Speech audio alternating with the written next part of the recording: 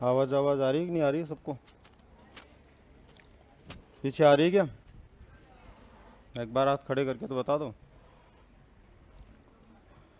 चलिए, देखो सबसे पहले तो 2013 के बाद पहली बार पढ़ा रहा हूँ मैं। किसके बाद? 2013 के बाद, क्योंकि 2013 में ही थर्ड ग्रेड की भर्ती हुई थी। उसके बाद में तो रीट से ही सारे पोस्टिंग हो रहे थे। तो 13 से लेकर अब तक का जो अंतर है वो थोड़ा सा एक बड़ा गैप है, उसको ध्यान में रखते हुए अपने को पढ़ना है ना। कोई मानसिकता ये नहीं बना ले कि मैं 2013 के बाद घर से उठ के आज ही आया हूँ। मैं तो अभी भी 7 बजे से क्लास में था, वहीं से सीधा आया हूँ। मेरा मतलब ये है कि 2013 में इसी तरह से पात्रता परीक्षा और उसके बाद में मुख्य परीक्षा के आधार पर पोस्टिंग हुए थे। तो ऐसी प्रोसेस फिर से एक बार शुरू हुई है। परिवर्तन प्रकृति का नियम है ना। और परिवर्तन यदि नहीं होगा तो सब कुछ थम जाएगा, सब कुछ रुक जाएगा। इसलिए परिवर्तन होना भी चाहिए। परिवर्तन हुआ बहुत अच्छी बात है, लेकिन एक जो बड़ा परिवर्तन हुआ वो ये है कि उस समय जितने नंबरों के प्रश्न हमें थर्ड ग्रेड में पूछे जाते थे, तब में और आज में एक बड़ा अंतर हो गया। इस बार हमारे को केवल उसमें कितने प्रश्न पूछे जाने हैं? 10।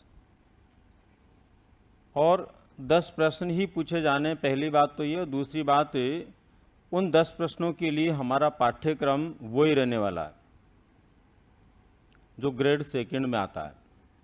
रीट के पाठ्यक्रम से थोड़ा छोटा है, ग्रेड सेकंड के पाठ्यक्रम के बराबर है।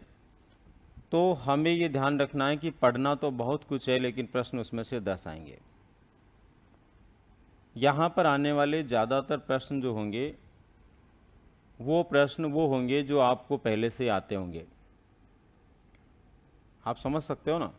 जब 10 ही प्रश्न दिए जाएंगे तो उसमें से खास बातें तो पूछी जाएगी। उसमें आगे पीछे की बातें तो आदमी तब पूछता है जब उसके पास में प्रश्नों की संख्या बहुत सारी होती है। रीट में 30 प्रश्न आने होते हैं, तो 30 प्रश्नों में से 10-12 प्रश्न वो ऐसे बना देता है जो सीधे सीधे हमारे संपर्क में नहीं होते। इसलिए मनोविज्ञान को लेकर के बहुत ज़्यादा तनाव आपको नहीं करना है। रीट की परीक्षा यदि हमने पास कर ली है या रीट की परीक्षा की हमारी तैयारी बखूबी चल रही है, तो ऐसी स्थिति में हमें इस परीक्षा के मनोविज्ञान को लेकर परेशान होने की कतई आवश्यकता नहीं है। यहाँ मेरा पूरा प्रयास रहेगा कि आप लोगों को उसी विषय वस्तु से परिचय करवाया जाए कि आपकी पढ़ने की सामग्री नहीं बढ़े। क्योंकि किसी कंपटीशन की प्रकृति जो होती है उसको समझना और उसमें क्या हमें पूछा जा सकता है, उसके अनुसार क्या हमें पढ़ना और क्या छोड़ना है, ये रणनीति हमारी होना ज़रूरी है। अगर ये नहीं रही तो फ़र्क ही नहीं पड़ेगा। RS की परीक्षा के लिए हम तैयारी कर रहे हैं, उसमें क्या पढ़ा रहे हैं और कांस्टेबल में क्या पढ़ा रहे हैं, दोनों में अंतर आना चाहिए ना। 30 प्रश्नों के लिए जो विषय वस्तु पढ़ाई जा रही है, 10 के लिए पढ़ाई जा रही है, उसमें अंतर आना चाहिए। वो अंतर क्या होगा क्या नहीं होगा उसका टेंशन आपको नहीं है। आपको तो ये ध्यान रखना है कि आपने जो अब तक मनोविज्ञान पढ़ा है रीट के माध्यम से रीट के लिए, वो तो आपको वैसा का वैसा स्मरण रखना ही रखना है। क्योंकि उसकी एक पूरी यूनिट जो है आपकी 5वीं यूनिट, उसको अलग यूनिट में दिया हुआ और वहाँ से 15 क्वेश्चन आने हैं।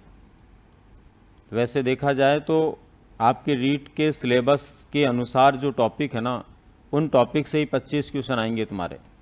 यहाँ लिखा हुआ भले मनोविज्ञान के 10 प्रश्न हैं, घुमा फिरा करके उसको आगे पीछे कर दिया, वो अलग बात है, पर चीज़ें वही है ना। रीट में जैसे RT दिया हुआ, NCF दिया हुआ है, ये सारी चीज़ें उधर उन्होंने शैक्षिक परिदृश्य में डाल दिए, तो फ़र्क नहीं पड़ रहा कुछ भी। आपको बखूबी अपनी तैयारी को वैसे ही बरकरार रखना जैसे बाकी के लिए आप अपना मनोविज्ञान पढ़ते हैं। अब यहाँ हम क्या क्या पढ़ेंगे उसको लेकर मैं थोड़ा सा बता देना चाहूँगा। अभी अपने पास में एकदम पूरा सिलेबस नहीं है, केवल लिखा हुआ शिक्षा मनोविज्ञान, शैक्षणिक मनोविज्ञान, उससे इतने प्रश्न आने हैं। तो ये तो पता है ही नहीं अपने को उसमें क्या क्या टॉपिक होंगे, क्या क्या नहीं होंगे। लेकिन ये पूरा का पूरा पाठ्यक्रम 2013 के पाठ्यक्रम की कॉपी किया हुआ है, और 2013 के पाठ्यक्रम में जो टॉपिक थे वो तो हमें कम से कम पढ़ने ही पढ़ने हैं। उनमें बदलाव यदि कुछ होगा तो केवल ये होगा कि आरटी वगैरह जो थे इनको अलग कर दिया तो वो उसमें से हट जाएंगे, तो उनको हटाकर बाकी सारे यूनिट जो है वो हमें पढ़ने हैं। तो छोटे बड़े मिलाकर के 6 से 7 यूनिट हमें यहाँ पर पढ़ने हैं। क्या क्या चीज़ें अभी एक बार पढ़नी है, बीच में अपना पाठ्यक्रम अगर आ जाता है विस्तृत पाठ्यक्रम, तो जो उसमें से कम ज़्यादा करना वो हम कर लेंगे। बाकी एक बार हम क्या क्या पढ़ेंगे, जब तक पाठ्यक्रम नहीं आता है तब तक एक बार हम किस तरह से पढ़ने वाले हैं।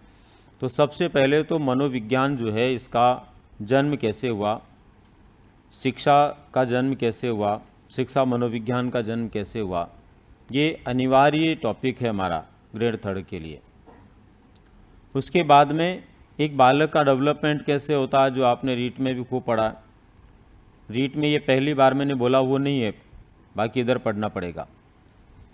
इधर बालक के विकास को लेकर के हमें सब कुछ पढ़ना है, अधिगम को लेकर के सब कुछ पढ़ना है, बुद्धि को लेकर पढ़ना है, इसके अलावा व्यक्तित्व को पढ़ना है, व्यक्तिगत विभिन्नता को पढ़ना है, और अधिगम के निहितार्थ जो उनको पढ़ना। अब बताइए इनमें से कुछ छोड़ा जा सकता है क्या?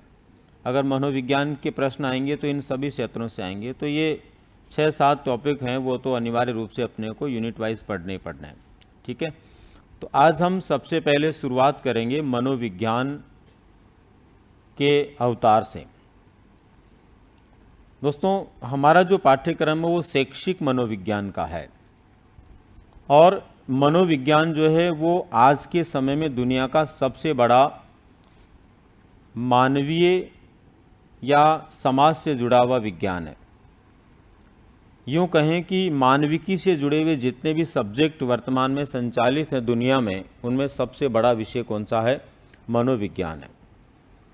क्योंकि यही एकमात्र ऐसा विषय है जिसके लगभग 30 अलग अलग रूप जो है संसार में चल रहे हैं।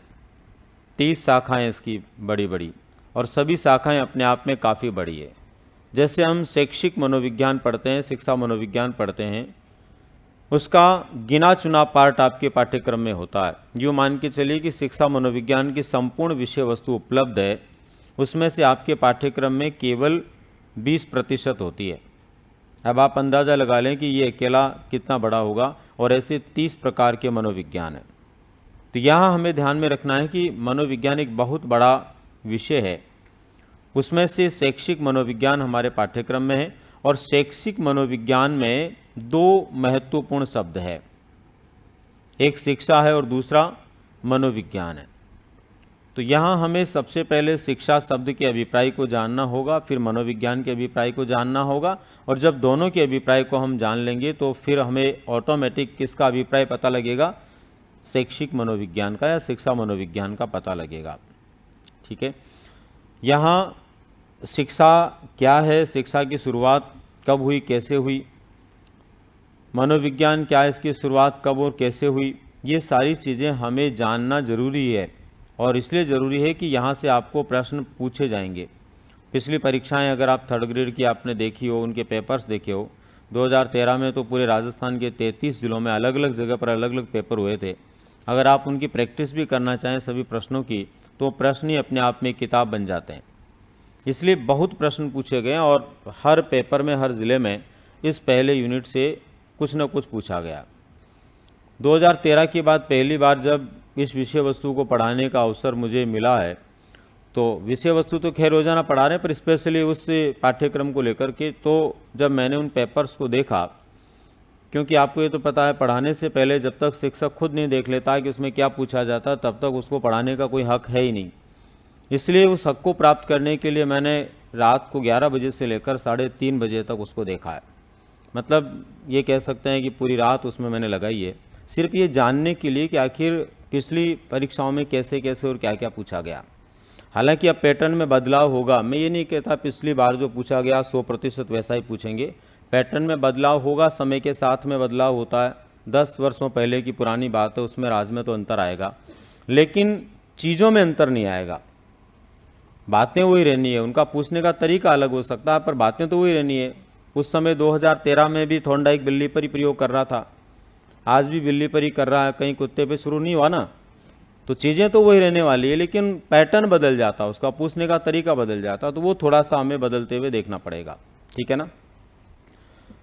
अब मैं थोड़ा सा बता देता हूँ कि आप में से कितने लोग ऐसे हैं जो ऑलरेडी मुझसे कहीं ना कहीं पढ़े हुए हैं। एक बार तो वो हाथ खड़े करो। तो ज़्यादातर तो पढ़े हुए हैं। कितने लोग एकदम नए हैं जो पहली बार ही मुझे देख रहे हैं? पहली बार तो नहीं देख रहे होंगे, क्लास में पहली बार देख रहे होंगे, ऐसा ही ना? बिल्कुल। क्योंकि पहली बार देखना तो थोड़ा सा इसलिए मुश्किल है कि कहीं न कहीं मैं दिख जाता हूँ। कोई न कोई माध्यम ऐसा होता है जहाँ से लोग देख लेते हैं, और देखने की चीज़ को 1000 बार देखना भी चाहिए, ठीक है ना। अब दोस्तों हम एक कॉमन सी बात कर लेते हैं जो मेरे स्वभाव को लेकर के है। मैं सब चीज़ें पसंद करता हूँ, जो आप पूछेंगे उसका जवाब मैं देने की कोशिश करूँगा। नहीं आएगा तो अगले दिन बता दूँगा, क्योंकि मैं इस मामले में बहुत बेशरम आदमी हूँ। मुझे नहीं आए तो मैं नोटंकी नहीं करता हूँ कि इसका ये होगा, नहीं आता तो नहीं आता, वो कल बता देंगे, क्योंकि पूरी दुनिया का ज्ञान तो मुझे हो नहीं सकता। मनोविज्ञान जितना बड़ा है उसमें से टोटल मनोविज्ञान का मुझे 2% ही आता होगा, इससे ज़्यादा तो मुझे नहीं आता। 98 में से आप पूछोगे तो बड़ा मुश्किल है ना बताना। तो मैं उसमें कोई दिक्कत नहीं है, कुछ भी पूछिए आप। यहाँ एक सिस्टम है, पर्ची लिख करके आप देंगे प्रश्न का तो मुझ तक आएगा, उसका जवाब मिलेगा। लेकिन कुछ बातें ऐसी हैं जिन पर आपको अमल करना है। एक तो जब तक मैं क्लास में रहता हूँ, आता हूँ और जाता हूँ, तब तक आपको आपस में बात नहीं करनी है, मैं इसके सख्त खिलाफ हूँ। और जो मेरे से ऑफलाइन में पढ़े हैं वो तो बखूबी जानते भी होंगे कि ये बात सत्य है, ठीक है ना। दूसरे नंबर पर आपको यहाँ क्लास में बैठने के बाद केवल और केवल ये सोचना है कि मैं अपनी लाइफ को बनाने के लिए आया हूँ, मैं पड़ोसी से बात करने नहीं आया हूँ। पड़ोसी की प्रॉब्लम उसकी प्रॉब्लम है, वो मेरी नहीं है। जनरली हम मानविकी में ये पढ़ते हैं कि इंसान इंसान के काम आता है, लेकिन यहाँ जिस मुकाम के लिए हम बैठे हुए ना, वहाँ भी यदि आप दूसरे के काम आते रहे तो ऐसे आते और जाते रहोगे। इसलिए यहाँ बैठने के बाद हमारा मन बिल्कुल, मैं मेरी बात नहीं कर रहा हूँ, ऑल ओवर सारे टीचर्स की क्लास में उनके पढ़ाने के मैटर पर ही होना चाहिए, ठीक है ना। तो एक तो बात नहीं करनी है, और दूसरा ये कि कभी कभी कुछ चीज़ें बीच बीच में मैं आपसे पूछता रहूँगा, तो वहाँ पर आपको पूरा प्रयास करना है कि हम बताएं। तो मेरा मतलब ये कि आप ध्यान से सुनोगे तभी तो बता पाओगे। तो आपका ध्यान एकदम केंद्रित होना चाहिए। अवधान हमारा खराब हो गया तो समझो सब कुछ खराब हो गया। बाकी आप सब मेरे ऊपर छोड़ दीजिए। जहाँ तक मेरा मानना है ईश्वर आपका साथ देगा और डिगे कल्याण की कृपा रहेगी तो हर हाल के अंदर 10 प्रश्न हम वहाँ से कर पाएंगे जो पढ़ेंगे, है ना। लेकिन उसके लिए आपका ध्यान इधर केंद्रित रहे। आप में से कितने लोग ऐसे हैं जो मनोविज्ञान में काफ़ी कुछ जानते हैं? हालांकि आपने पढ़ा होगा तो जानते ही होंगे, पर काफ़ी कुछ जानते हैं ऐसे लोग कितने हैं? अच्छा, कोई कुछ नहीं जानता। कितने लोग ऐसे हैं जो कुछ जानते हैं, काफ़ी कुछ नहीं जानते, थोड़ा बहुत तो जानते हैं? थोड़ा बहुत जानने वाले भी नहीं है, मतलब ये भी कम है। अच्छा, कुछ नहीं जानता वो कौन कौन है? अब बताओ मैं किस लेवल से स्टार्ट करूं? जब मुझे ये भी पता नहीं है कि आपको कुछ आता है, मुझे ये भी पता नहीं है आपको कुछ नहीं आता है, तो बहुत मुश्किल हो जाएगा ना। चलिए, तो मैं मेरे लेवल से स्टार्ट कर देता हूं। यहाँ पर हम सबसे पहले बात करेंगे दोस्तों उस शब्द की जिस शब्द को लेकर के सबसे पहले हम यहाँ पर जानने वाले हैं, वो है शिक्षा। क्योंकि टोटल तो हमारा जो पाठ्यक्रम है वो है शैक्षिक मनोविज्ञान, और शैक्षिक मनोविज्ञान में 2 शब्द हैं, शिक्षा और मनोविज्ञान। तो ऐसी स्थिति में हमें दोनों शब्दों का अलग अलग अभिप्राय जानना बहुत ज़रूरी है, तभी जाकर के हम शिक्षा मनोविज्ञान के अभिप्राय को जान पाएंगे। ठीक है ना। तो यहाँ पर शिक्षा शब्द का अर्थ क्या है, इसको लेकर के जब हम विचार करते हैं तो एक प्रश्न हमारे मन में आता है। उस प्रश्न से ही हम इसको एक बार देखते हैं। शिक्षा शब्द का वास्तविक अर्थ है। अब यहाँ 4 विकल्प मान लो हमारे पास हैं। फर्स्ट नंबर पर व्यवहार परिवर्तन की क्रिया,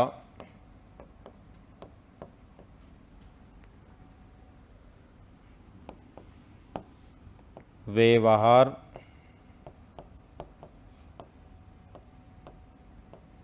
उन्नयन की क्रिया,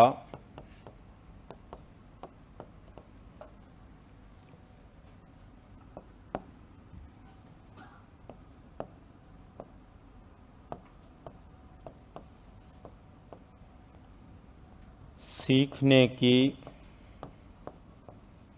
क्रिया,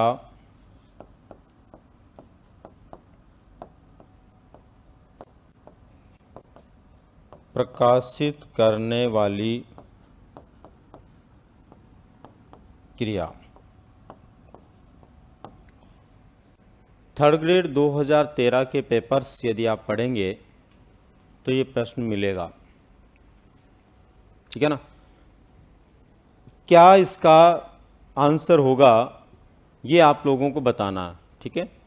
कितने लोग मानते हैं इसका आंसर फर्स्ट होगा? हाथ खड़े करें।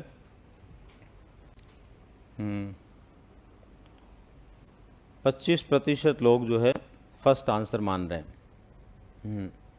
बताओ कितने लोग मानते हैं कि इसका आंसर सेकंड होगा?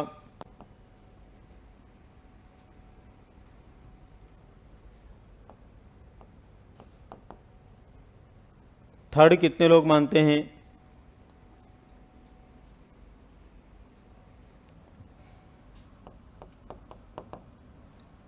और फोर्थ कितने लोग मानते हैं? शेष जो परसेंटेज बचा है वो हमारे लास्ट आंसर में हम मान लेते हैं। अब दोस्तों यहीं से हमारी समझ की शुरुआत करनी है। आप सभी लोगों के जो आंसर हैं उनमें पहला और दूसरा आंसर जिन लोगों ने दिया उससे तो ये सिद्ध होता है कि अभी आपने मनोविज्ञान में कुछ नहीं पढ़ा। अच्छा, ये मैं इसलिए मान रहा हूँ कि ये मैं जो बोल रहा हूँ ना इसका अभी प्रमाण आप ही देंगे कि हाँ ऐसा सच है। आपने अधिगम पढ़ा होगा और अधिगम में ही आपने ये पढ़ा होगा व्यवहार में परिवर्तन, ये व्यवहार में उन्नयन। व्यवहार में परिवर्तन जो होता है दोस्तों वो होता है अधिगम। व्यवहार में परिवर्तन को हम क्या कहते हैं? अधिगम कहते हैं। तो ये दोनों आंसर तो अधिगम वाले हैं। इनको तो जिन लोगों ने दिया, जिनकी संख्या मेरे हिसाब से 45% है, इन लोगों को तो अभी ये भी पता नहीं कि अधिगम क्या होता है और शिक्षा क्या होती है ना। इसीलिए तो ये आंसर दिया। तो आज के बाद आप लोगों को ये बात ध्यान में रखनी है कि व्यवहार परिवर्तन और व्यवहार उन्नयन की क्रिया यदि आती है तो उसका शिक्षा से कोई लेना देना नहीं है। उसका लेना देना किससे है? अधिगम से है। समझ में आ रही है? तो ये दो आंसर तो हमारे गलत हो गए जिन्होंने दिए। अब उसके बाद में हमारे पास दो आंसर बचते हैं, सीखने की क्रिया और प्रकाशित करने वाली क्रिया। तो इन दोनों में से ज़्यादातर लोगों ने प्रकाशित करने वाली क्रिया उत्तर दिया, जो कि इसका सही आंसर है। सीखने वाली क्रिया, सीखने वाली क्रिया शिक्षा का अर्थ नहीं है। सीखने वाली क्रिया तो क्या होती है? शिक्षा के व्यवहारिक स्वरूप की स्थिति होती है। हम किसका अर्थ देख रहे हैं यहां पर? शिक्षा शब्द का अर्थ देख रहे हैं। समझ में आ रही कोई बात? तो यहाँ पर इसका आंसर जो है डी कैसे हुआ और कैसे यहाँ तक हम पहुँचे, इसका मतलब थर्ड ग्रेड का जो पेपर होगा उसी लेवल से प्रश्न पूछे जाएंगे। तो अभी तो हमें पहले प्रश्न का उत्तर भी ज़्यादातर लोगों को आ रहा है, नहीं आ रहा? नहीं आ रहा है, लेकिन ये आना चाहिए ना। और ये आ गया इसका मतलब हम मनोविज्ञान को सीख रहे हैं, और ये नहीं आया इसका मतलब हम नहीं सीख रहे। तो वहीं से हम इसकी शुरुआत करते हैं, इसको सीखने से हम इसकी शुरुआत करने वाले हैं। तो अब हम उस मुद्दे पर आ जाते हैं। सबसे पहले शिक्षा शब्द का अर्थ क्या है? दोस्तों, शिक्षा शब्द के अर्थ को लेकर यदि हम बात करें सामान्य रूप से, तो सामान्य रूप से शिक्षा शब्द जो है इसके लिए ऐसा कहा जाता है कि ये शिक्ष धातु में क्या लगने से बना है? ए प्रत्यय लगने से बना है। सामान्य रूप से, है ना, शब्दकोश के अनुसार हम बात करते हैं तो ये इस तरह से इसका निर्माण हुआ है। और इसके आधार पर यदि हम बात करते हैं तो ये कौन सी क्रिया है? सीखने सिखाने की क्रिया है। किसकी क्रिया है? सीखने सिखाने की क्रिया है। लेकिन ये हमने माना है, ये हमने माना। गणित में आपने बहुत सारे सवाल किए होंगे, माना कि x बराबर y बराबर, तो x y तो हमने माना है, वो रियलिटी में थोड़ी ही है, आंसर तो उसका कुछ अलग आएगा। इसका मतलब जो हमने माना है वो कभी हमारा यहाँ उत्तर नहीं होना है। हमें तो उस वास्तविक उत्तर की ज़रूरत है जो सच में इसके लिए है और जो हमें काम में लेना है, जो हमें परीक्षा में जवाब के रूप में लिखना है। ठीक है, तो यहाँ पर ये सिंपली बात करें हम तो शिक्षा शब्द इस तरह से बना है, लेकिन वास्तविकता ये है शिक्षा शब्द सबसे पहले वैदिक काल में आया था। कब आया था? वैदिक काल में आया था। और वैदिक काल में भी ऋग्वेद में सबसे पहले इस शब्द का प्रयोग हुआ। कौन से वेद में? ऋग्वेद में। उस समय शिक्षा जो थी, उस समय शिक्षा का व्यवहार जो था वो कहाँ पर होता था? गुरुकुल में होता था।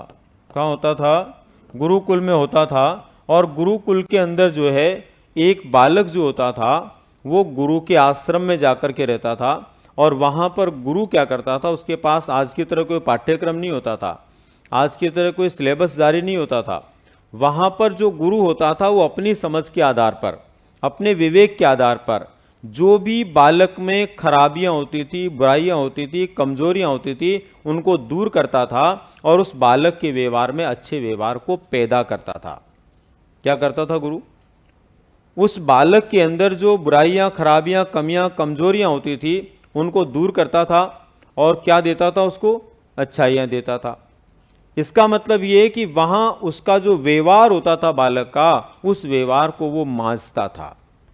जैसे आप बर्तनों में भोजन करते हो, भोजन करने के बाद में जो वो मैले हो जाते हैं तो फिर आपको क्या करना पड़ता है? उनको मांझना पड़ता है। क्या करना पड़ता है? मांझना पड़ता है। मांझने से वो क्या हो जाते हैं? वापस स्वच्छ हो जाते हैं। और वापस स्वच्छ हो जाते हैं तो उनमें चमक आ जाती है। आती है नहीं आती है? वैसे ही गुरुकुल के समय जो शिक्षा है वो क्या होती थी? शिक्षा बालक के व्यवहार को मांझने का काम करती थी, मांझना। और उससे व्यवहार में क्या आता था? परिमार्जन आता था। क्या आता था? ये परिमार्जन। परिमार्जन शब्द बना किससे? मांझना से। परिमार्जन यानी कि जो पहले व्यवहार होता है उससे अच्छा और परिष्कृत व्यवहार बन जाता है, उसको क्या बोलते हैं? परिमार्जन बोलते हैं। और जब वो परिमार्जित हो जाता है व्यवहार तो उसके व्यवहार में क्या आ जाती है? चमक आ जाती है।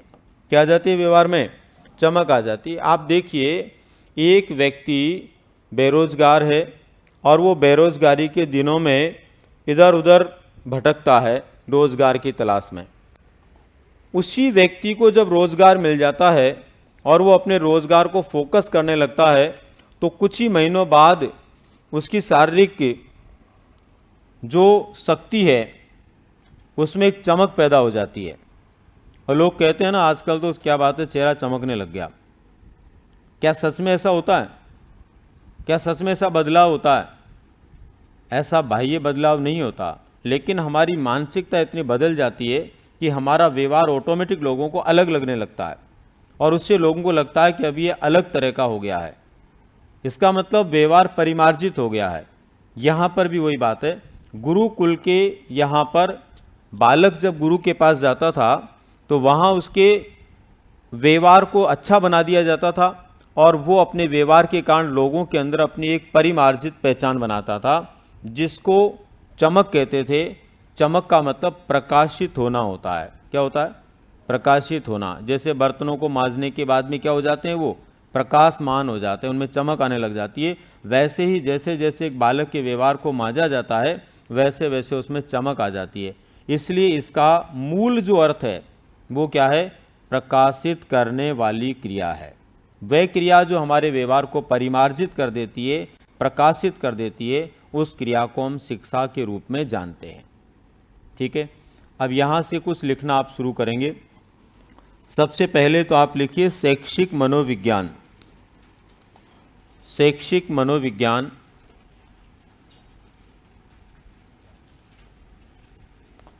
शैक्षिक मनोविज्ञान शैक्षिक मनोविज्ञान में आप लिखिए यह शब्द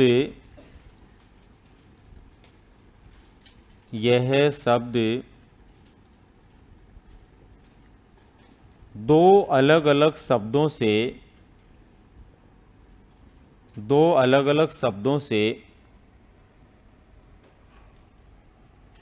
मिलकर बना है। दो अलग अलग शब्दों से मिलकर बना है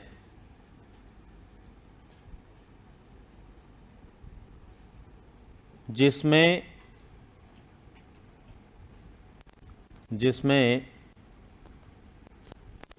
एक शब्द शिक्षा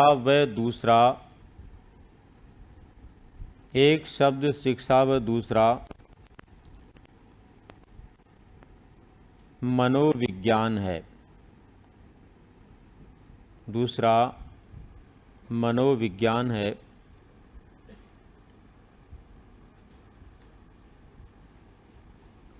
इसलिए शैक्षिक मनोविज्ञान का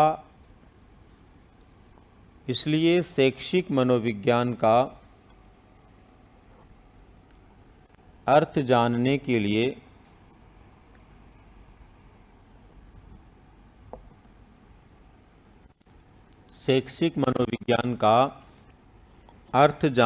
लिए इन दोनों शब्दों का अलग अलग अर्थ जानना जरूरी है। इन दोनों शब्दों का अलग अलग अर्थ जानना जरूरी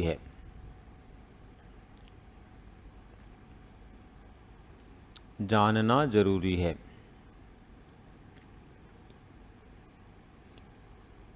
ठीक है, अब इसके बाद में बिंदु डालें आप शिक्षा शब्द का अर्थ। शिक्षा शब्द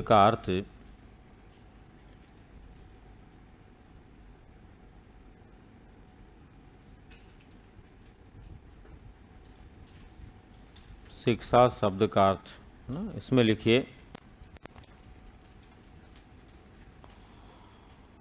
सामान्यतया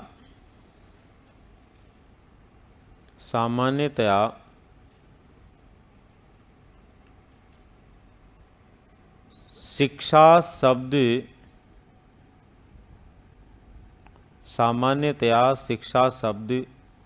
के लिए माना जाता है। शिक्षा शब्द के लिए माना जाता है कि इसका निर्माण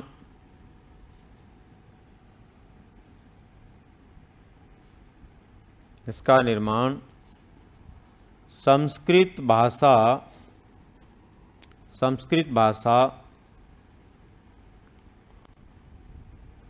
की शिक्ष धातु में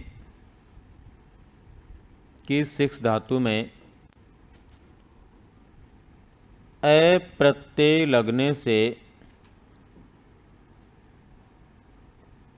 लगने से हुआ है।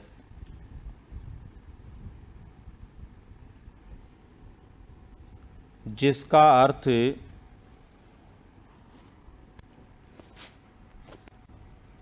अर्थ सीखने सिखाने की क्रिया से, जिसका अर्थ सीखने सिखाने की क्रिया से लगा लेते हैं, सीखने सिखाने की क्रिया से लगा लेते हैं।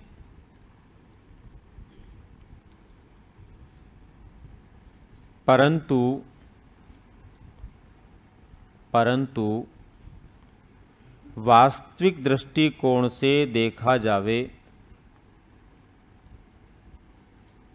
वास्तविक दृष्टिकोण से देखा जावे तो वास्तविक दृष्टिकोण से देखा जावे तो शिक्षा शब्द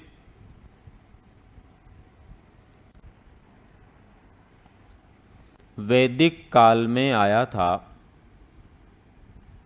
शिक्षा शब्द वैदिक काल में आया था।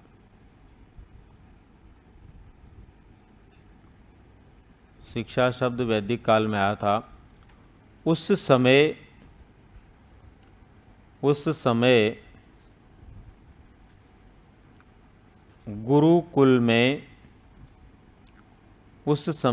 गुरुकुल में शिक्षा दी जाती थी। गुरुकुल में शिक्षा दी जाती थी, जहाँ गुरु के पास कोई पाठ्यक्रम नहीं होता था। गुरु के पास कोई पाठ्यक्रम नहीं होता था।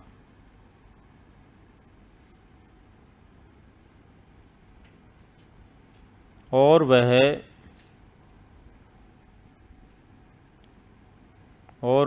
स्वविवेक से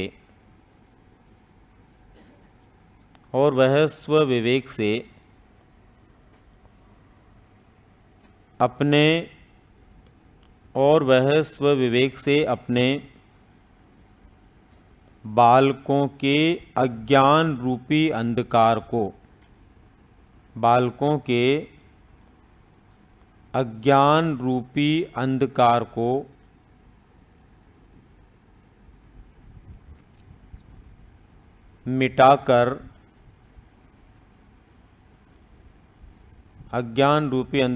मिटाकर ज्ञान रूपी प्रकाश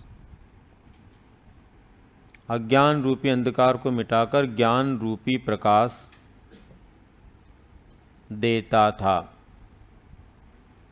ज्ञान रूपी प्रकाश देता था।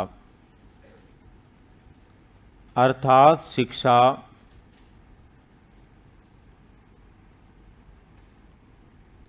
शिक्षा बालक के व्यवहार को परिमार्जित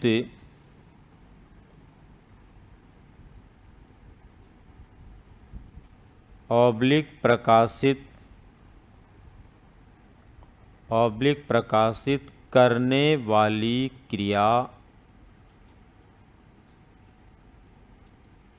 करने वाली क्रिया होती है। ठीक है। अब देखो, ये जो हमारा विचार है इसको हमने लिखा है। अगर हम में से किसी व्यक्ति को ये विचार जमता नहीं का मतलब समझ रहे हो आप, उसको लगता है कि नहीं ऐसे नहीं हो सकता, तो आज के शब्दकोश में आप गुरु शब्द को पढ़ते हैं और आज के शब्दकोश में गुरु शब्द का अर्थ क्या लगाया जाता है?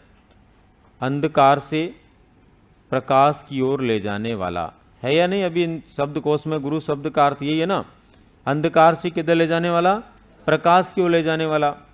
इसका मतलब गुरुकुल के समय गुरुकुल शब्द बना गुरु के रहने वाले स्थान के आधार पर।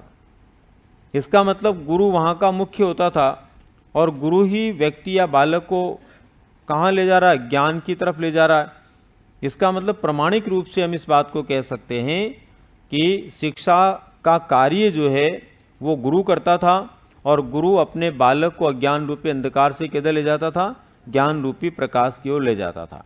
तो यहाँ शायद आप लोगों को ये बात समझ में आ गई होगी कि नेक्स्ट टाइम कभी ये प्रश्न हमें पूछा जाता है कि शिक्षा शब्द का अभिप्राय क्या है, अर्थ क्या है, वास्तविक अर्थ क्या है, तो अपने को क्या जवाब देना है? प्रकाशित करने वाली क्रिया के रूप में।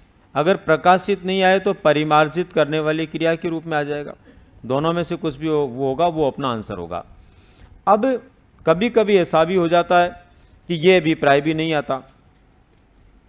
मान लो ऐसा हो गया कि उसमें ये भी नहीं आया, प्रकाशित करने वाला भी, तो फिर क्या आ सकता है? दरअसल क्या होता था, उस जमाने में गुरु अपने शिष्य को केवल दो ही रास्ते बताता था। एक तो ये कि प्रकृति को समझो, दूसरा ये ईश्वर क्या है। हम आगे पढ़ेंगे जब मनोविज्ञान के अर्थ की बात करेंगे तब। सुकरात दुनिया के पहले व्यक्ति थे जो ईस्वी पूर्व 5वीं सदी में हुए थे, और उन्होंने पहली बार कहा था मनुष्य को मनुष्य का अध्ययन करना चाहिए।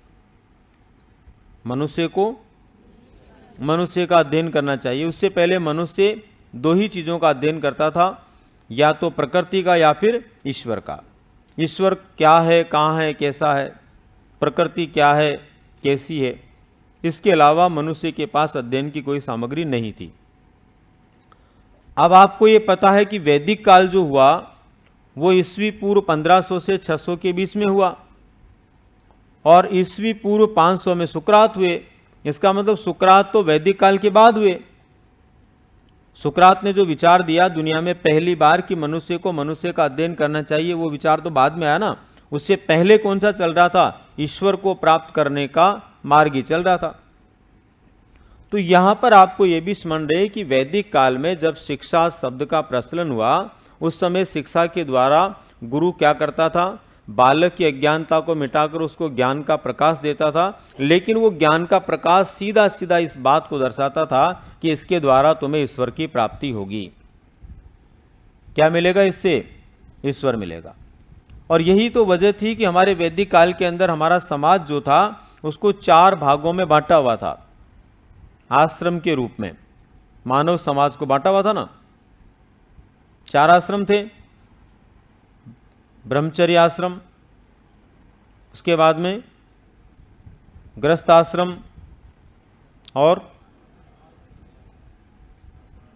आगे कौन सा था? और उसके बाद और आगे हो तो बोलो। जो भी थे उनमें अंतिम जो आश्रम था उसमें व्यक्ति सिर्फ क्या काम करता था?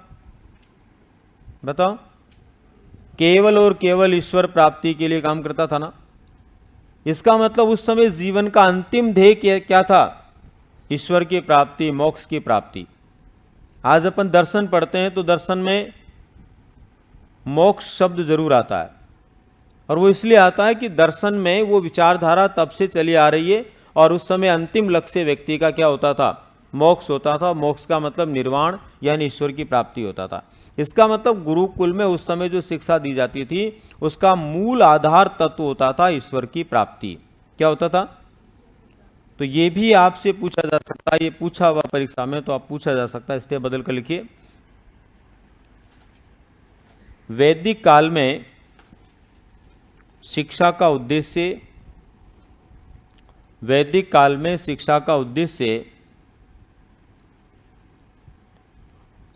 उद्देश्य ईश्वर की प्राप्ति,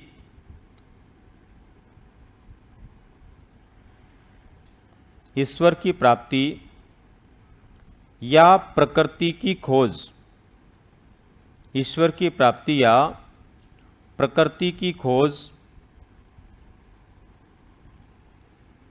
ईश्वर की प्राप्ति या प्रकृति की खोज होता था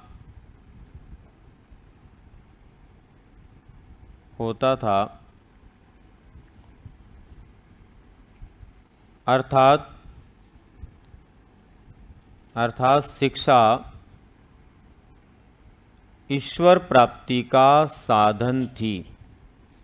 शिक्षा ईश्वर प्राप्ति का साधन थी। ईश्वर प्राप्ति का साधन थी। अब सीधा सीधा आपको ये भी पूछा जा सकता है कि निम्न में से शिक्षा का प्राचीन अर्थ है, उसमें क्या दे दें, वो प्राचीन अर्थ है, और फिर उसके अंदर विकल्प जो देंगे उसमें एक विकल्प दे देंगे ईश्वर प्राप्ति का साधन, तो हमारा उत्तर बदल गया। अब हमें क्या आंसर देना पड़ेगा, ईश्वर प्राप्ति का साधन, क्योंकि उस समय शिक्षा का उद्देश्य यही था।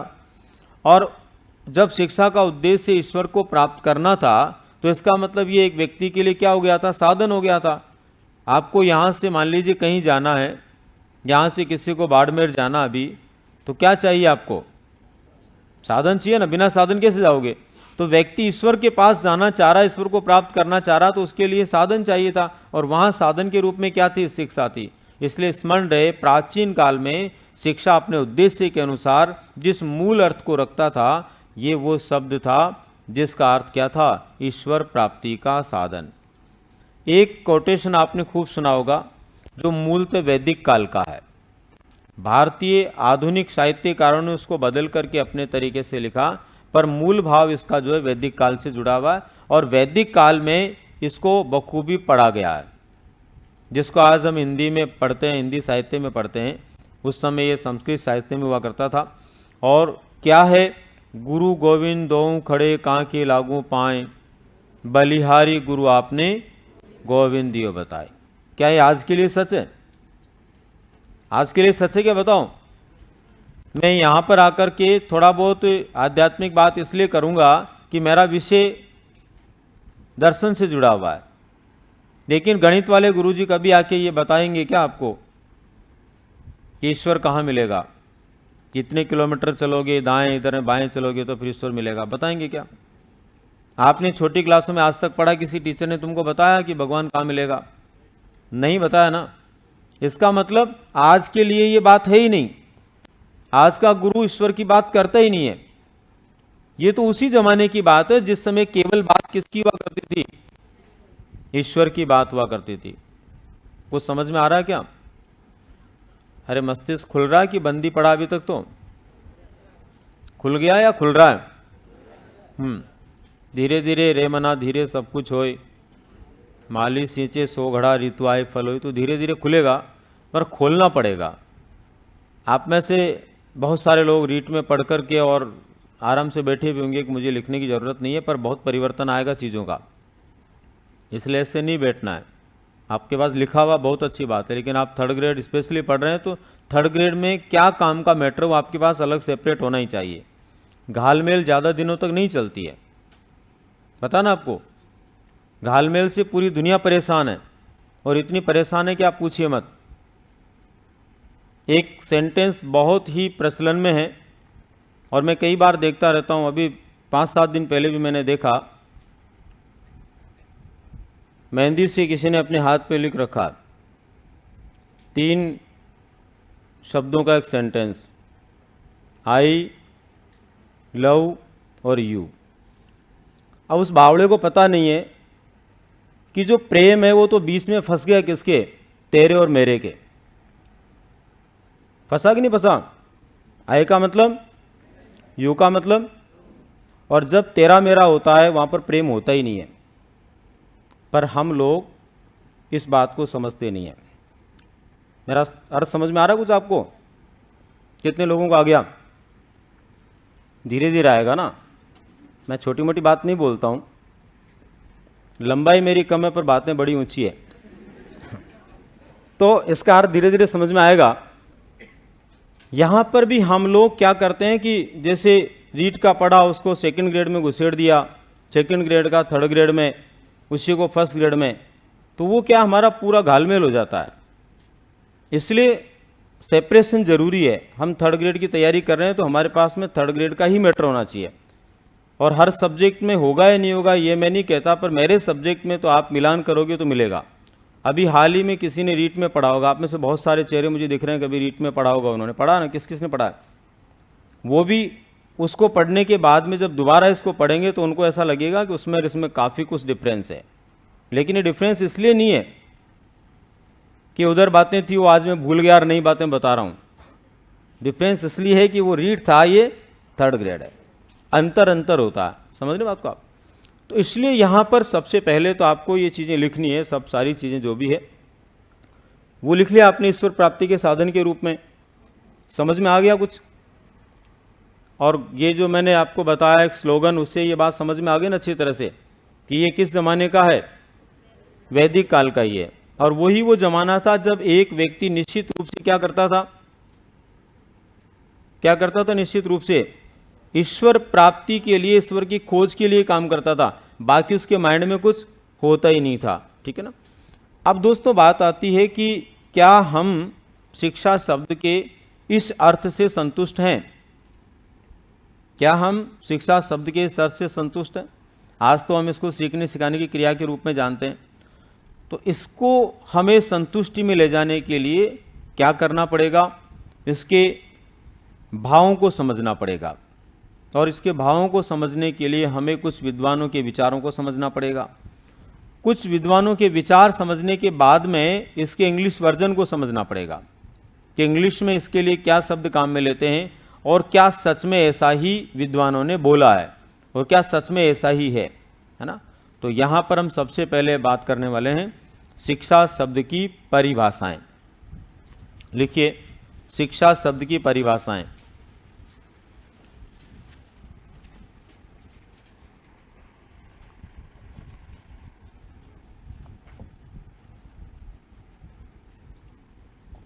शिक्षा शब्द की परिभाषाएं। अब कुछ खास परिभाषाएं जो हमें स्मरण होनी चाहिए, और यहाँ पर आपको ध्यान भी रखना है, रीट में भले ही परिभाषाएं आपके इधर से नहीं आती थी, पर थर्ड ग्रेड में कोई न कोई परिभाषा शिक्षा मनोविज्ञान या शिक्षा मनोविज्ञान से आएगी तुम्हारे पाठ्यक्रम के अनुसार।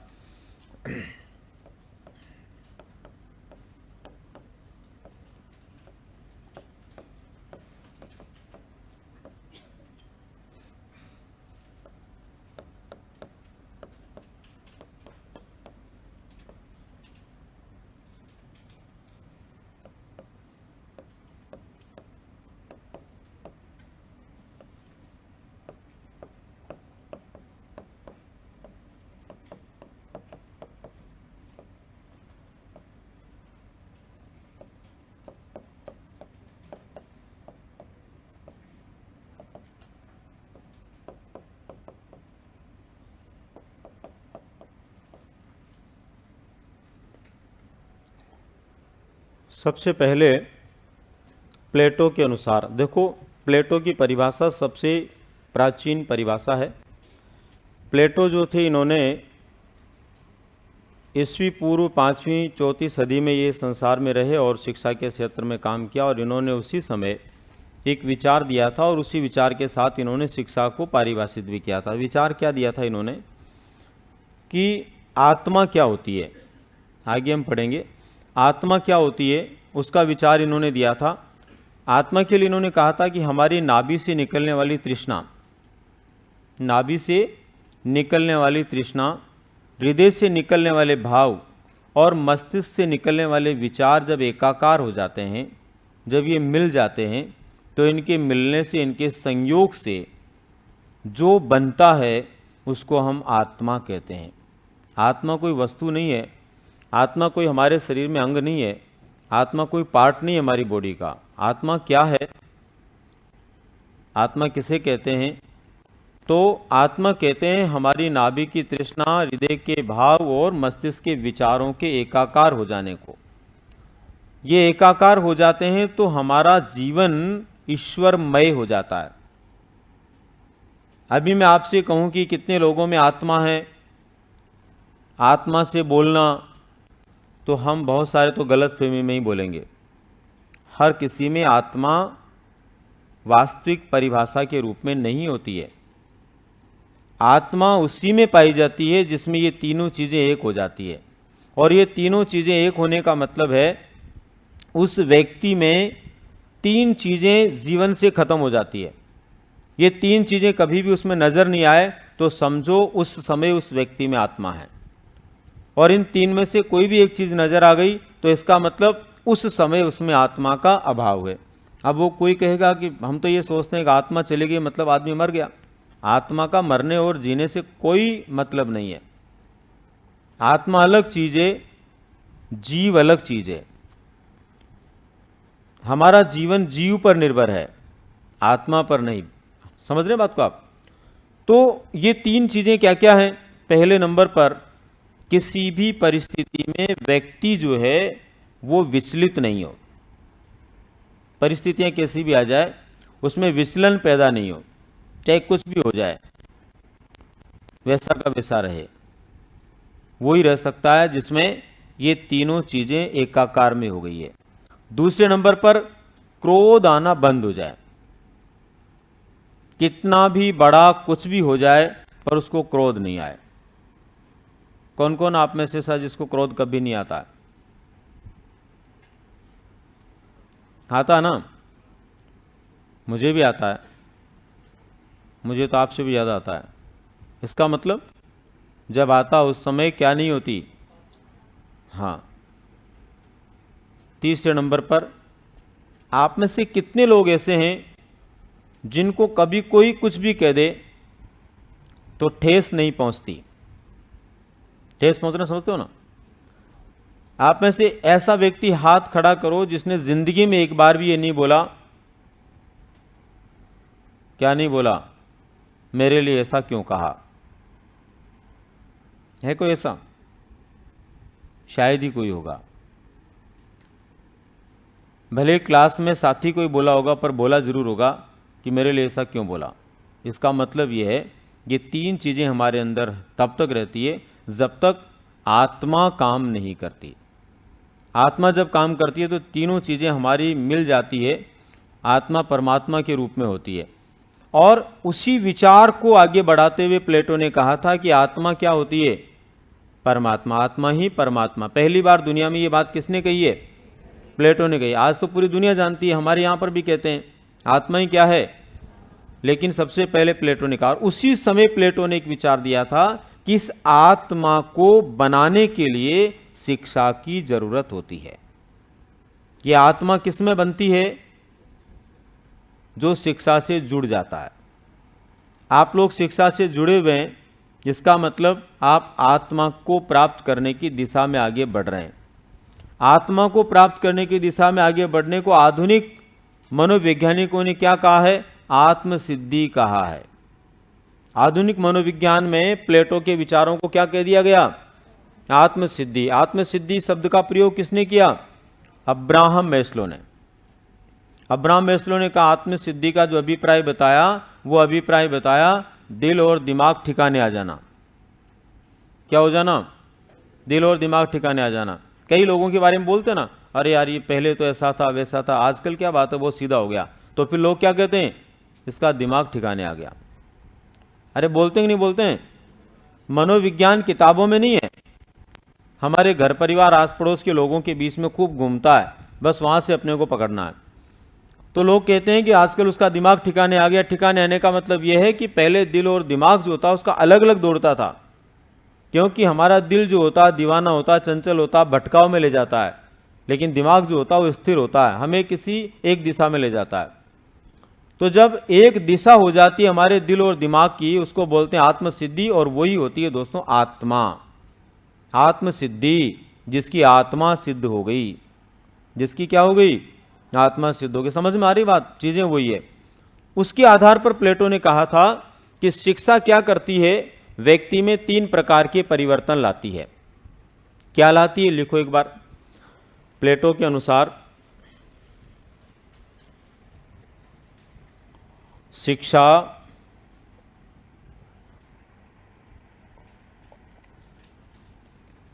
व्यक्ति में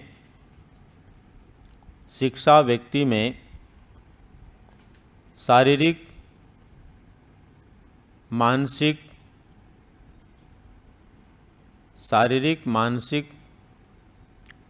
व बौद्धिक, शारीरिक, मानसिक व बौद्धिक, बुद्धि वाला ना, बौद्धिक विकास करती है। विकास करती है। अब देखो यहाँ पर प्लेटो की दो बातें तो मुझे समझ में आती है कि मानसिक और बौद्धिक विकास करती है, लेकिन इन्होंने शारीरिक शब्द का भी उपयोग किया है। इसका उपयोग किया है तो क्या शारीरिक रूप से भी परिवर्तन लाती है? क्या शारीरिक रूप से ही परिवर्तन हो जाता है? पढ़ा लिखा व्यक्ति होता, उसका रंग बदल जाता हो, उसकी लंबाई बदल जाती हो, ऐसा होता है क्या? भाई एक पढ़ रहा नहीं था पहले, वो 28 किलो का था, पढ़ते ही वो 30 किलो का हो गया हो, ऐसा होता नहीं होता ना? अच्छा, किसी का रंग पहले काला हो मेरी तरह, फिर वो थोड़ा गोरा हो गया हो, ऐसा हुआ किसी का पढ़ने से? नहीं होता ना। पढ़ने से होता तो मैंने 8 सब्जेक्टों में एमए किया, मैं तो 8 गुना सुंदर हो जाता। नहीं होता ना। फिर प्लेटो ने ये बात कैसे कह दी?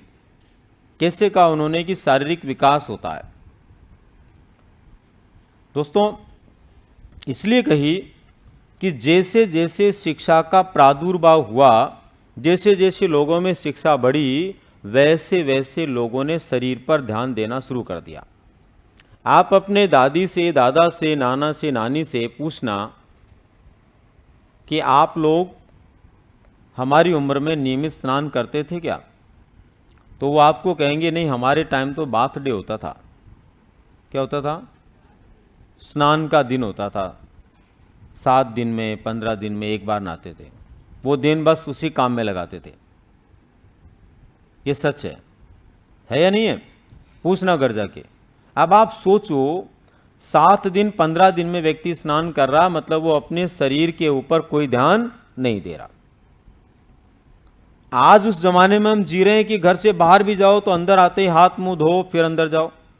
एक वो जमाना था जब 15 दिन नहा ही नहीं रहे। जब नहा नहीं रहे 15 दिन तो कौन मुंह धो रहा होगा, कौन हाथ धो रहा होगा? सोचो आप। और उसी का परिणाम है कि दुनिया में कई बार प्रलय हुआ।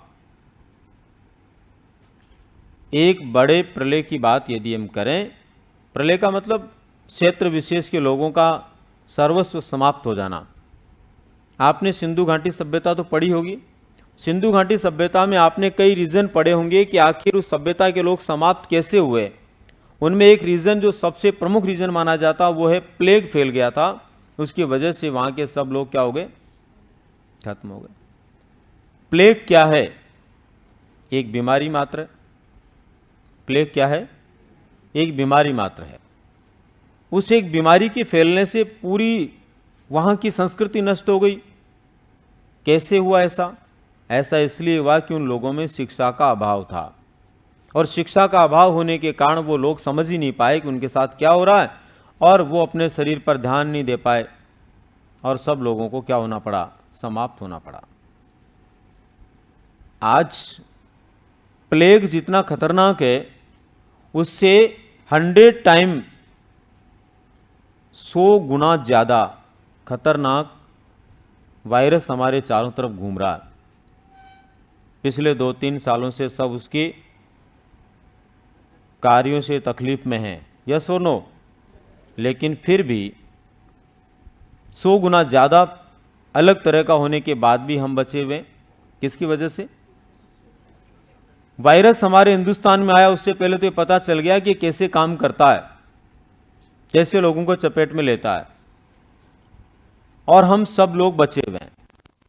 मानता हूं कि कई लोगों को जनहानि हुई, कई लोगों को अपने परिवार के लोगों को गंवाना पड़ा।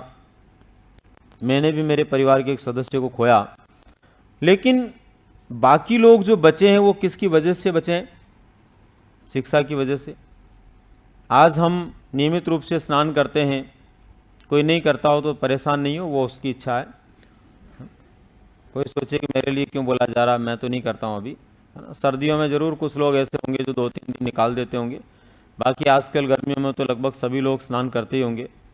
हाँ, ब्रश करते होंगे, नाखून समय पर काटते होंगे, अपने बालों को ठीक से संवारते होंगे, विभिन्न प्रकार के और संसाधन अपने शरीर की सुरक्षा के लिए काम में लेते होंगे। लेते हैं कि नहीं लेते हैं? ये सब किसका प्रभाव है? शिक्षा का प्रभाव है।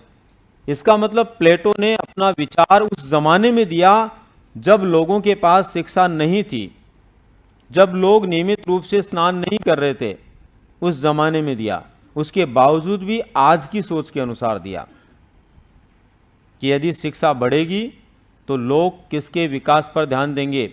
शरीर के विकास पर। और दोस्तों सच ये है कि जितना हमारा शरीर विकसित होता है उतनी हमारी मानसिकता विकसित होती है, क्योंकि इनके बाद इनके आगे के विद्वान जो हैं अरस्तु, उन्होंने यही कहा है, स्वस्थ शरीर में ही स्वस्थ मस्तिष्क निवास करता है। इसका मतलब शरीर का स्वस्थ होना, शरीर का विकास करना बहुत जरूरी है। इसलिए प्लेटो ने अपने विचार में जो कहा वो सत्य था कि विकास जो होता है शिक्षा से वो किसमें भी होता है? शरीर में भी। रंग रूप नहीं बदलता, वजन नहीं बदलता, इसमें कोई फर्क नहीं पड़ता, लेकिन हमारे शरीर के वास्तविक व्यवहार में अंतर आता है। इसके बाद में देखिए आप, दूसरे नंबर पर मानसिक और बौद्धिक को लेकर कई लोगों को तकलीफ हो सकती है। कई लोगों के मन में ये आ सकता है कि मानसिक और बौद्धिक तो एक ही होता है। कितने लोग मानते हैं मानसिक और बौद्धिक एक ही होता है? ईमानदारी से बताना। कोई नहीं मानता? नहीं मानता तो फिर मैं पूछूंगा, बताओ क्या है, क्यों नहीं मानते हो? कारण बताओ, बौद्धिक क्या और मानसिक क्या है? तो इसका मतलब सबको पता ना बौद्धिक और मानसिक क्या है, अलग अलग। बताओ भाई, क्या नाम है तुम्हारा इधर?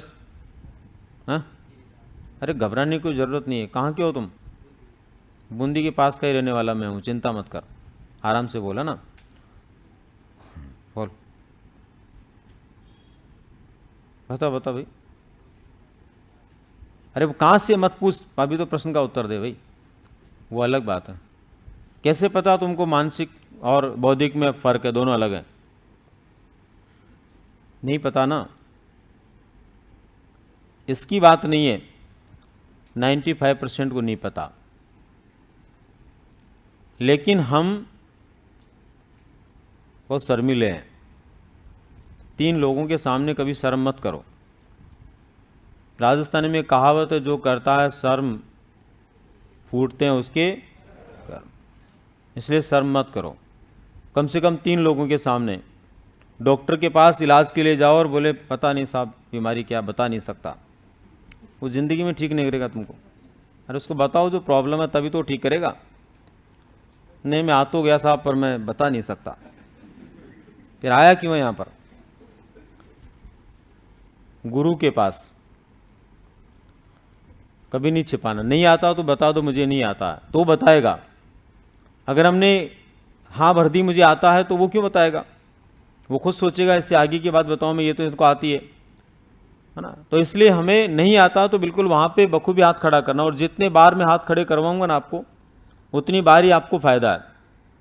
जो लोग फटाफट हाथ खड़े करेंगे, ऊपर कौन रहता है बताओ? ऊपर वाला कौन? अभी स्टूडेंट पढ़ रहे हो क्लास में, उनकी बात नहीं कर रहा हूं। ऊपर वाला कौन? ईश्वर। ईश्वर बार बार सोचता है कि यार ये कितना परेशान है कि बार बार मुझे पुकार रहा है, इसको तो मैं पास कर ही देता हूं। इसलिए हर हाल में हम सफल होंगे। इसलिए ऊपर हाथ करना बुरा ही नहीं है। उस परमात्मा से हमारा क्या होता है? प्रेयर होता है, प्रार्थना होती है ना। तो यहां पर आपको ध्यान रखना, मानसिक और बौद्धिक में हमें पता नहीं है अंतर का, पर आज के बाद ध्यान रहे मानसिक और बौद्धिक में क्या फर्क है। मानसिक का मतलब होता है हमारी सोच, हमारा नजरिया, हमारा दृष्टिकोण, ये तो होती है मानसिकता। जो मानसिक होती है, कहते हैं ना उसकी मानसिकता ही खराब है।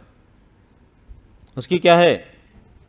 बुद्धि लब्धि तो उसकी 140 है, प्रतिभाशाली है, लेकिन मानसिकता खराब है। अरे यार वो बहुत होशियार है लेकिन मानसिकता बेकार है उसकी।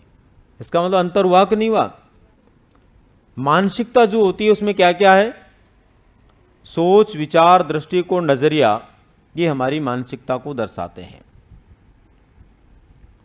जैसे जैसे हम पढ़ेंगे हमारी सोच बदलती है, जैसे जैसे हम आगे बढ़ते हैं हमारा दृष्टिकोण बदलता है, जैसे जैसे पढ़ेंगे हमारा नजरिया बदलता है।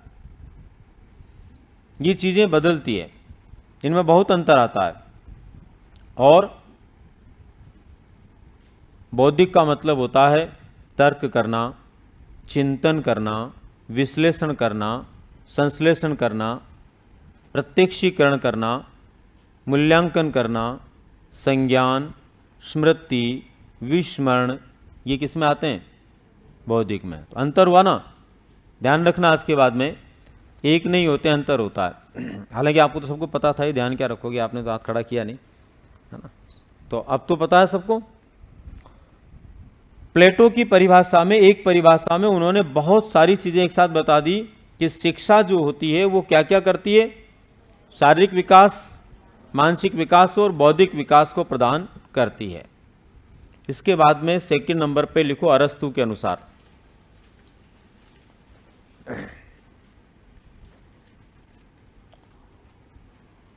बाबू आवाज कैसे अटक रही है भाई? आवाज अटकनी नहीं चाहिए। अरस्तु के अनुसार लिखो। क्या कहा था अरस्तु ने? स्वस्थ शरीर में स्वस्थ मस्तिष्क का निर्माण शिक्षा का कार्य है। स्वस्थ शरीर में स्वस्थ मस्तिष्क का निर्माण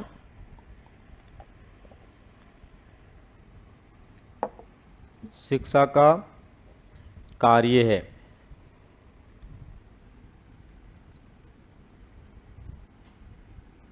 शिक्षा का कार्य है। स्वस्थ शरीर में स्वस्थ मस्तिष्क का निर्माण किसका कार्य है?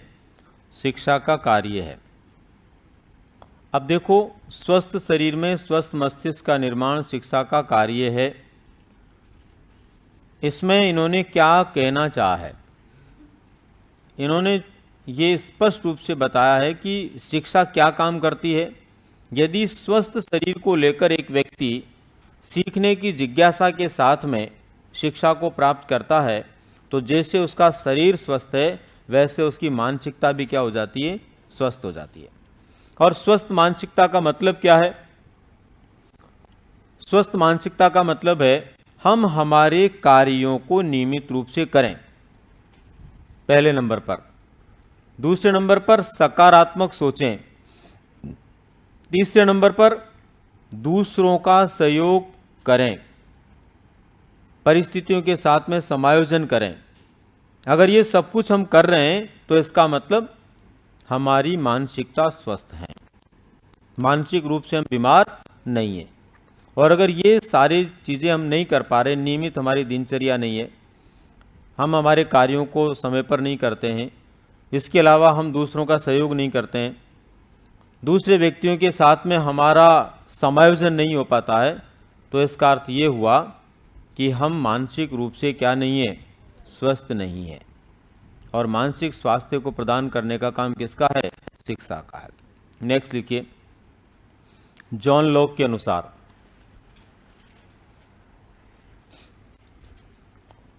जॉन लॉक के अनुसार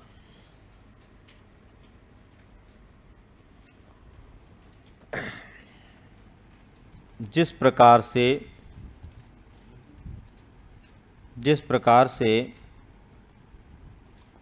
फसल के लिए कृषि होती है,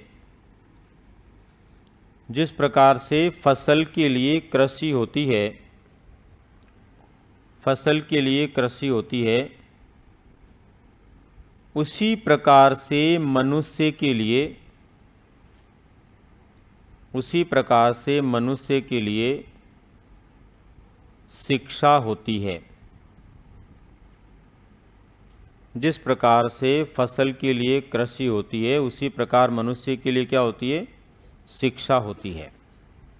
अब देखो, यहाँ पर जिस प्रकार से फसल के लिए कृषि होती है, मनुष्य के लिए शिक्षा होती है, ये विचार इनके द्वारा दिया गया। इसके आधार पर एक बार ऐसा प्रश्न पूछा जा चुका है कि कौन से विद्वान ने शिक्षा की तुलना कृषि से की है? तो किसने की है? जॉन लॉक ने। जॉन लॉक जो थे ये इंग्लैंड के विद्वान थे और इन्होंने कई बातें कही है, जिनमें से दो तीन बातें इनकी आपके मनोविज्ञान में, मनोवैज्ञानिक दृष्टिकोण से भी और परीक्षा के दृष्टिकोण से भी महत्वपूर्ण है। यही वो विद्वान है जिन्होंने कहा था बालक जन्म के समय टेबुला रासा होता है या उसका मस्तिष्क कोरे कागज़ के समान होता है। और यही वो व्यक्ति हैं जिन्होंने कहा था कि जिस प्रकार से फसल के लिए कृषि होती है, उसी प्रकार मनुष्य के लिए क्या होती है? शिक्षा होती है। अब फसल के लिए कृषि क्या और मनुष्य के लिए शिक्षा क्या है? फसल के लिए कृषि का मतलब है दोस्तों, एक किसान जब खेत में फसल बोता है तो उसको कई प्रकार के कृषि कार्य करने होते हैं। निराई गुड़ाई सिंचाई ये सब कुछ उसको समय पर करने होते हैं। जो किसान ये काम समय पर करता है निराई गुड़ाई सिंचाई का, तो निश्चित रूप से उस किसान की फसल अच्छी होती है। और जो किसान ये काम नहीं करता, इन कामों में लापरवाही करता है, न सिंचाई समय पर करता, न निराई गुड़ाई समय पर करता, न कटाई समय पर करता, न बुआई समय पर करता, कोई काम समय पर नहीं करता, तो उसकी फसल भी वैसी होती है। ठीक उसी प्रकार से यदि एक बालक को शिक्षा से जोड़ा जाता है तो वह बालक अच्छी शिक्षा प्राप्त करके डेवलपमेंट को प्राप्त करता है, विकास को प्राप्त करता है। और यदि उसको अच्छी शिक्षा की प्राप्ति नहीं होती है तो विकास की ओर नहीं जा पाता। इसका मतलब फसल कृषि के आधार पर अच्छी होती है, वैसे ही मनुष्य या बालक किसके आधार पर अच्छा होता है? शिक्षा के आधार पर अच्छा होता है। नेक्स्ट लिखिए, विवेकानंद के अनुसार, विवेकानंद के अनुसार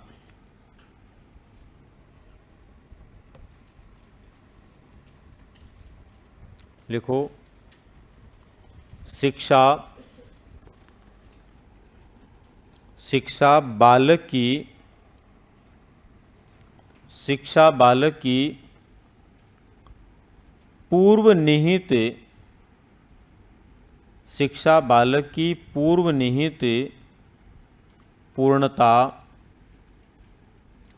बालक की पूर्व निहित पूर्णता को अभिव्यक्त करती है। शिक्षा बालक की पूर्व निहित पूर्णता को अभिव्यक्त करती है। देखो, विवेकानंद जी की जो परिभाषा, ये बहुत ही गूढ़ रहस्य लिए हुए है। यहाँ पर इन्होंने कहा है कि शिक्षा क्या करती है? पूर्व निहित का मतलब पहले से मौजूद जो पूर्णता होती है, पहले से बालक में पूर्ण रूप से गुण पाए जाते हैं, उनको शिक्षा केवल क्या करती है? उजागर करती है। इससे ज़्यादा कुछ नहीं कर सकती। शिक्षा पहले से निहित गुणों को उजागर करती है। यही तो वजह है कि एक ही क्लास में पढ़ने वाले 50 बालकों में से 5 बालक जो हैं वो टॉप नंबर लाते हैं और 5 बालक बॉटम वाले नंबर लाते हैं। ऐसा क्यों होता है? शिक्षा तो सभी को मिल रही है ना, वहां पे एक ही क्लास में पढ़ रहे हैं ना, लेकिन जिसमें पहले से जितनी क्षमताएं हैं वही तो उजागर होगी। आप जन्मजात तरीके से जितनी पावर लेकर के पैदा हुए हो ना, वही पावर आपकी बाहर आएगी। एक गेहूं का दाना हमारे घर में पड़ा होता है बीज के रूप में, कई महीनों तक पड़ा रहता है, कई सालों तक पड़ा रहता है, लेकिन वो बस दाना ही रहता है। उसी दाने को जब हम हमारे खेत में डालते हैं और खेत में डालने के बाद उसको उचित वायु, प्रकाश और नमी मिलती है, तो वो दाना अंकुरित हो जाता है और अपने जैसे हजारों दूसरे दाने पैदा कर देता है। करता है नहीं करता है? इसका मतलब उस बीज में एक शक्ति है। वो शक्ति कब उजागर हुई? जब उसको उचित वातावरण मिला। ठीक वैसे ही एक बालक जब पैदा होता है तब बहुत सारी शक्तियां लेकर पैदा होता है। उन शक्तियों को उजागर करने का काम किसका होता है? शिक्षा का होता है। जैसी शिक्षा हमें मिलेगी वैसी वो शक्तियां क्या होगी? उजागर होगी। ठीक है ना? बहुत सारी ऐसी चीजें हैं जो शक्ति के रूप में होती है, लेकिन उनको उजागर करने के लिए माहौल की जरूरत होती है। आप जितने लोग यहां पर बैठे हुए हैं, आप में से ऐसा कोई चेहरा नहीं है जो शिक्षक बनने योग्य नहीं हो, जिसके चेहरे से ऐसा लगता हो कि वो शिक्षक नहीं बनेगा। ऐसा सिंगल पर्सन नहीं है। ये मेरा सोचना है, ये मेरा नजरिया, मेरा दृष्टिकोण है। लेकिन इस पावर को आप मूर्त रूप कब देंगे? जब आपको उसके लिए शिक्षा मिलेगी, जब आप उस शिक्षा के माध्यम से उस पावर को सकारात्मक रूप देंगे। अब आप सोचें कि वो शिक्षा कहाँ मिलेगी? वो आपने अब तक ली है। आप बहुत स्कूलों में पढ़े होंगे, कॉलेजेस में पढ़े होंगे, ट्रेनिंग इंस्टीट्यूट में आपने प्रशिक्षण लिया होगा, तो वहाँ खूब मिलिए।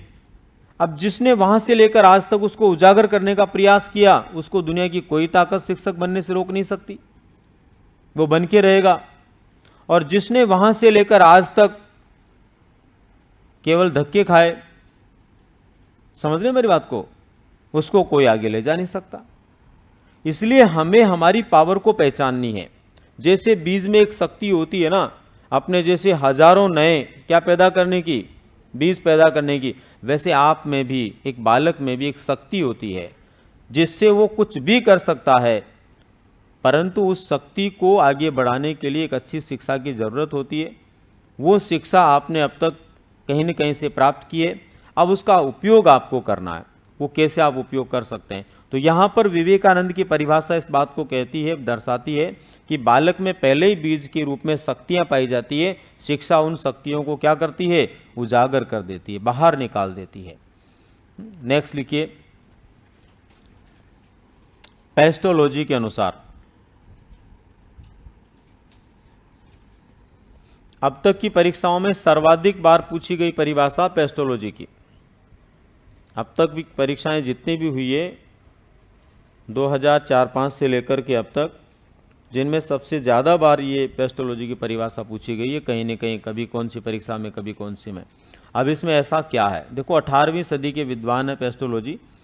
18वीं सदी में पेस्टोलॉजी ने पहली बार 1774 ईस्वी के अंदर एक बेबी बायोग्राफी लिखी, और उसके बाद में ये मनोविज्ञान के क्षेत्र में कदम रखते चले गए और काफ़ी कुछ इन्होंने शैक्षिक मनोविज्ञान के क्षेत्र में काम किया। अपने ज़माने के बहुत फेमस शिक्षा शास्त्री रहे। इन्होंने जो परिभाषा 18वीं सदी में दी, वो आज हमें सत्य साबित होती हुई नजर आती है। क्या परिभाषा इन्होंने दी थी, लिखिए। शिक्षा बालक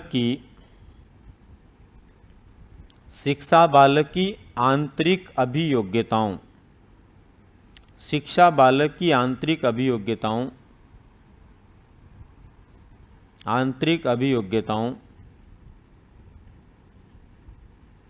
का स्वाभाविक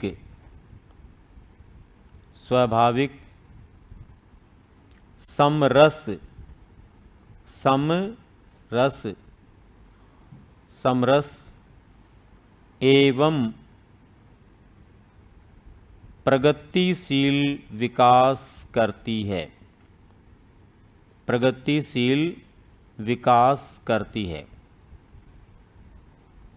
शिक्षा क्या करती है, बालक की जो आंतरिक अभियोग्यताएं होती है, उन आंतरिक अभियोग्यताओं का क्या करती है, स्वाभाविक रूप से, समरस रूप से और प्रगतिशील विकास करती है। स्वाभाविक का मतलब होता है ऑटोमेटिक, अपने आप विकास हो, उसमें कोई जोर जबरदस्ती दबाव नहीं हो। अगर आप एक बालक के ऊपर दबाव डालते हैं, जबरदस्ती करते हैं, मजबूर करते हैं, तो वो उस काम को नहीं कर पाएगा।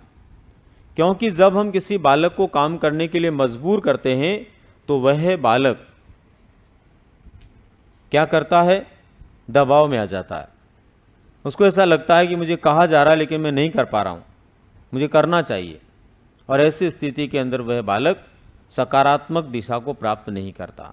यदि उसकी जगह आप उसको स्वाभाविक रूप से सीखने के लिए स्वतंत्र बना देते हैं, स्वतंत्र रखते हैं, तो स्वाभाविक रूप से सीखता है। शिक्षा एक ऐसा रास्ता है जो स्वाभाविक रूप से व्यक्ति को सिखाता है। दूसरा समरस का मतलब जैसा चाहते हैं वैसा। आपने दुकान पे जाके बोला भाई साहब आमरस चाहिए, समझते हो ना आमरस? कितने लोग नहीं जानते? सब जानते हो। नींबू का रस चाहिए। अब आप नींबू का रस मांग रहे हैं, वो टमाटर का दे रहा है।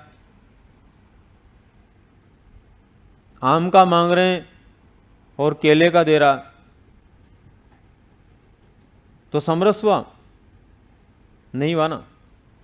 समरस का मतलब जैसा हम चाहते हैं उसी प्रकार का। अब यहां इस परिभाषा में इसका अर्थ क्या है? इस परिभाषा में जो हमारी अपेक्षाएं, उन अपेक्षाओं के समान रूप से, जो हमारी अपेक्षाएं हैं उन अपेक्षाओं के समान रूप से आप लोग यहां पर आए हैं। आपकी भले अपेक्षाएं हैं कि नहीं है मुझे पता नहीं है, लेकिन आपके माँ बाप की, आपके घर वालों की, जिसने भी आपको यहाँ भेजा है, उसकी अपेक्षाएं जो है वो क्या है? पता नहीं आपको? पता है या नहीं है? किस अपेक्षा में भेजा उन्होंने आपको यहाँ पर? इसी अपेक्षा में भेजा नहीं कि इस बार आप हर हाल में सफल हो जाएं, आपकी जॉब लग जाए। अब यहां बैठ करके यदि हम उनकी अपेक्षाओं के अनुरूप सीख रहे हैं तो हमारा विकास कैसे हो रहा बताओ? समरस। और अगर उनकी अपेक्षाओं पर हम खरे नहीं उतर रहे तो इसका मतलब समरस शब्द इसमें से हट जाएगा। हटाना नहीं है अपने को। कितने लोगों को नहीं हटाना? हाथ खड़े करो। ये बूंदी वाला भाई तो हटाएगा। या समझ में नहीं आई बात? कम ही समझ में आती है मेरी बात, है ना? आती है? हाँ, पेश की बावड़ी का हूं मैं, जानता। बूंदी के पास है या नहीं है? जी के भी नहीं आता तेरे को तो। ठीक है, तो यहां पर समरस का मतलब समझ में आ गया ना? एक बालक को हम स्कूल में पढ़ने के लिए भेजते हैं, मान लीजिए माता पिता स्कूल में भेजते हैं, तो वो अपेक्षा करते हैं कि मेरा बच्चा ये सीखे। जैसे एक बालक को पहली क्लास में पढ़ने भेजा तो माता पिता पहले दिन तो नहीं सोचते, लेकिन जैसे जैसे समय गुजरता है तब वैसे वैसे सोचते हैं पहली क्लास तो इसकी पूरी होने वाली है, इसने तो अभी कह के भी नहीं सीखा। इसका मतलब उनकी अपेक्षाएं क्या थी उस बच्चे से? कह के सीखने की थी ना। यह है समरस। उसके बाद में प्रगतिशील। प्रगतिशील का मतलब होता है सकारात्मक। शिक्षा मिलने के बाद हमारी मानसिकता, हमारे कार्य, हमारे व्यवहार में नेगेटिविटी नहीं आनी चाहिए। क्या आनी चाहिए? पॉजिटिविटी आनी चाहिए, सकारात्मकता आनी चाहिए। यदि हम सकारात्मक दिशा में आगे बढ़ रहे हैं तो इसका मतलब पेस्टोलॉजी की परिभाषा के अनुसार स्वाभाविक समरस और प्रगतिशील विकास हमारा हो रहा है। और यदि हम हर रोज एक भी प्लस पॉइंट प्राप्त नहीं करते हैं तो इसका मतलब प्रगतिशील वाला बिंदु से हट रहा है। आप लोगों के भी हर रोज ऐसा होना चाहिए। आज जो एनर्जी है वो कल आपकी ज़्यादा होनी चाहिए, उसके बाद और ज़्यादा होनी चाहिए। मैं ये नहीं कहता आज की एनर्जी कल डबल हो जाए, गर्मी यहाँ फॉल्ट हो जाएगा कहीं, इसलिए डबल तो मत करना। पर बस इतना जरूर करना है कि जप होना चाहिए, प्रगति होनी चाहिए, परिवर्तन होना चाहिए ना। नेक्स्ट लिखिए। फ्रॉबेल के अनुसार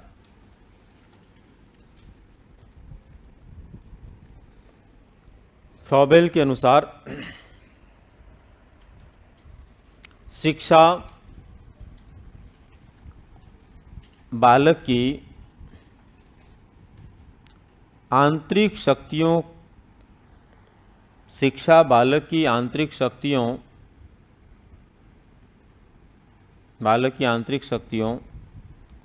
को बाह्य शक्तियों के रूप में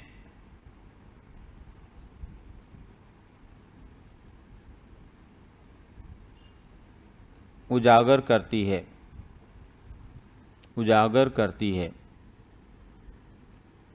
ठीक है ना। शिक्षा बालक की आंतरिक शक्तियों को बाह्य शक्तियों का रूप देती है या उजागर करती है ना। तो बालक में जो आंतरिक शक्तियां पाई जाती है उनको बाह्य शक्तियों का रूप कौन देती है?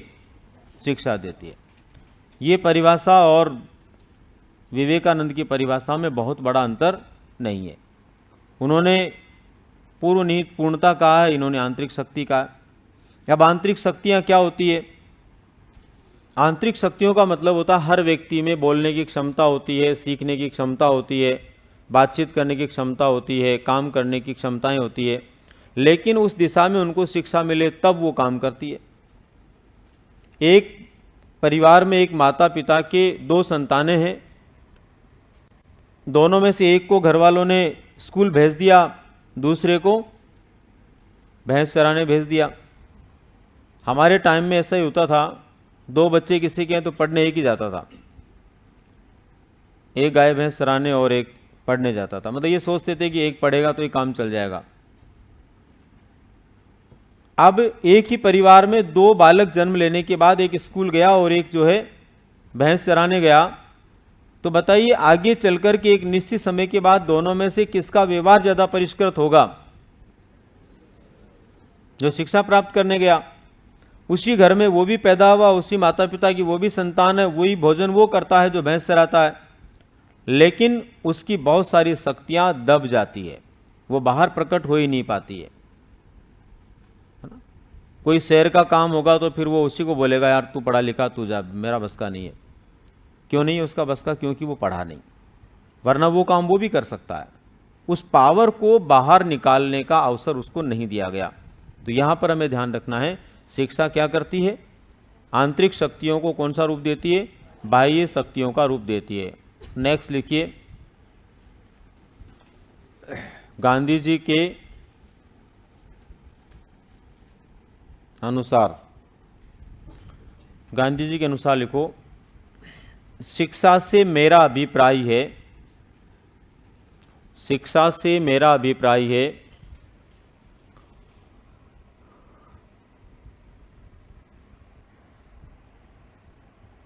मनुष्य के शरीर, आत्मा तथा मस्तिष्क का सर्वांगीण, मनुष्य के शरीर, आत्मा तथा मस्तिष्क का सर्वांगीण एवं सर्वोत्तम विकास से, सर्वांगीण एवं सर्वोत्तम विकास से,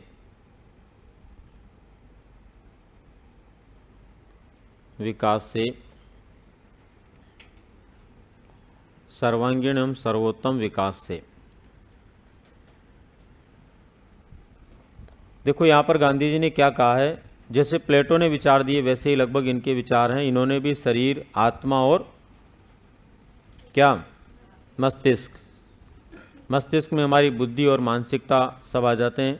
इन्होंने दार्शनिक होने के कारण आत्मा शब्द को जोड़ा है, जिसमें हमारे भाव आ जाते हैं, हमारी तृष्णा आ जाती है। शरीर को इन्होंने जोड़ा है। इनकी परिभाषा बड़ी व्यापक परिभाषा है।